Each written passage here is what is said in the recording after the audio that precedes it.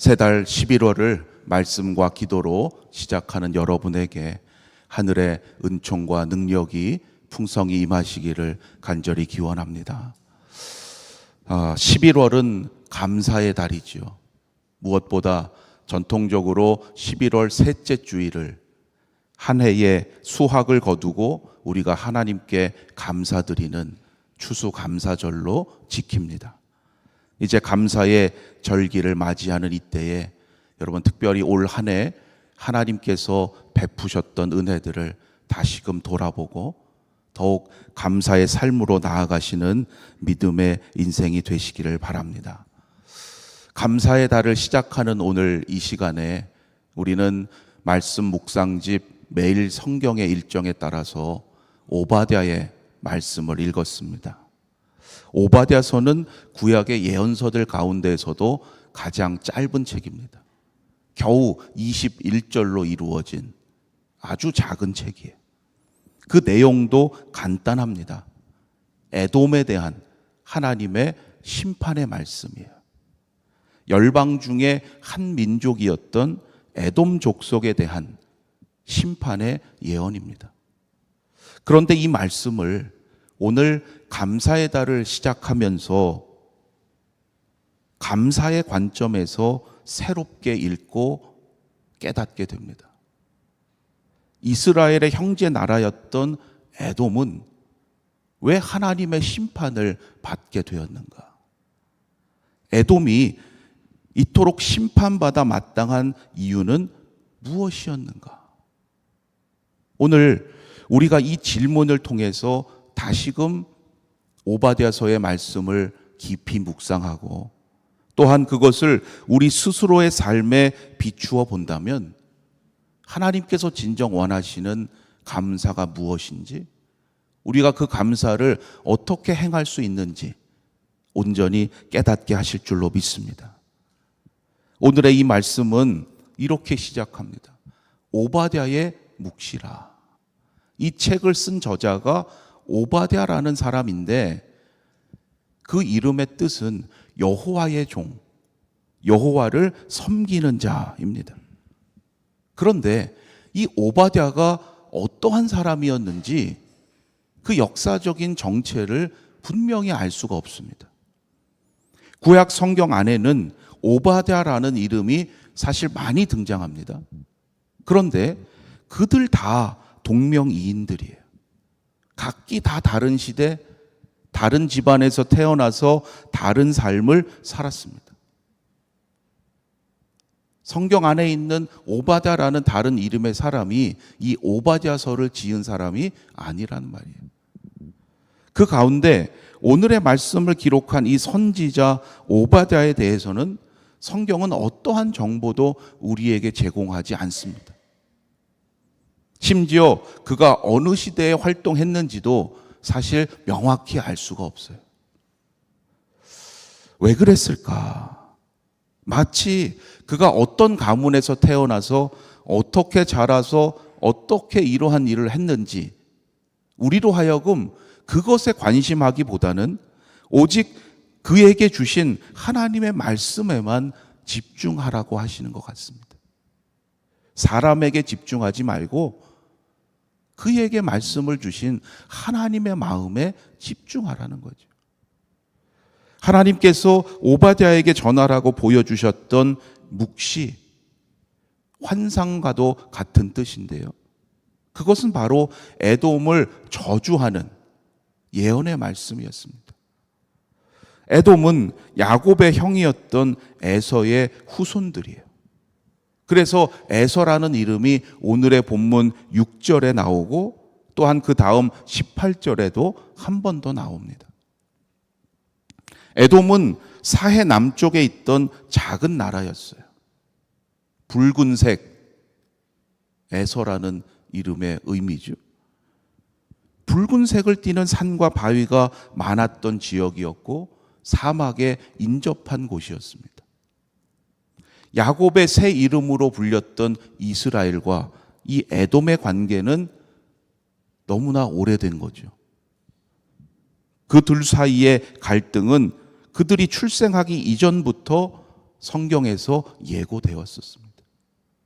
하나님은 이 둘의 어머니 리브가에게 두 민족이 너의 태중에 있다 하시면서 한 백성이 다른 백성을 섬길 것이고 형이 동생을 섬길 거라고 알려주셨어요.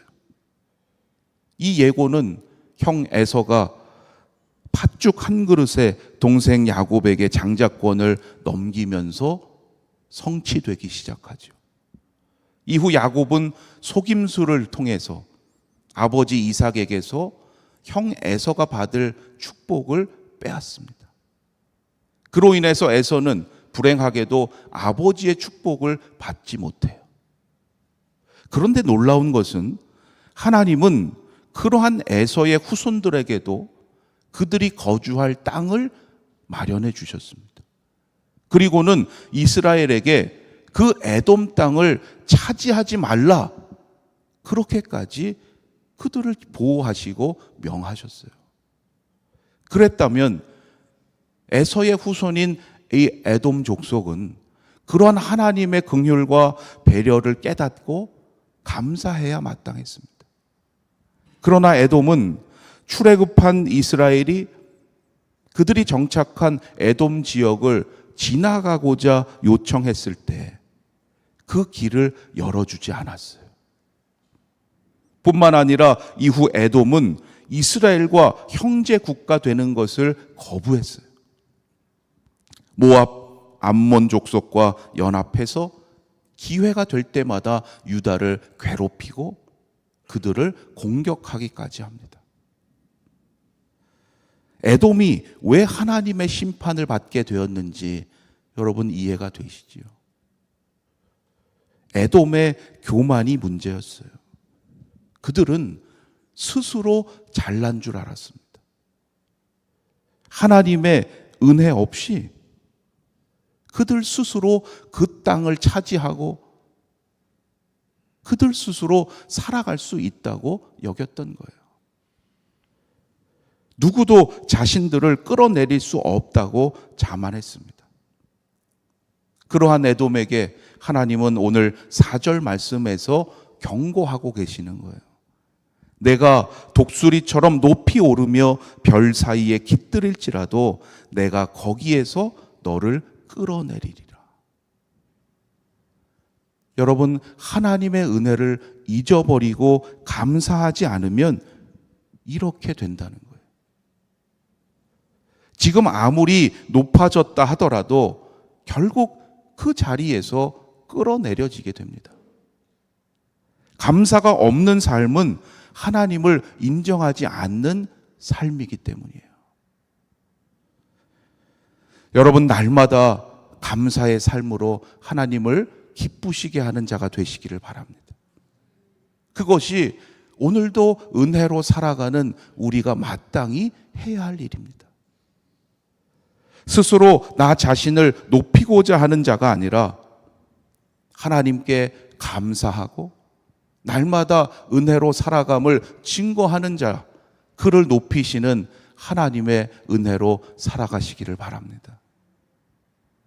에돔은 야곱의 후손인 유다가 바벨론으로부터 위협을 당하고 약탈을 당할 때도 형제 나라인 그들을 도와주지 않았어요.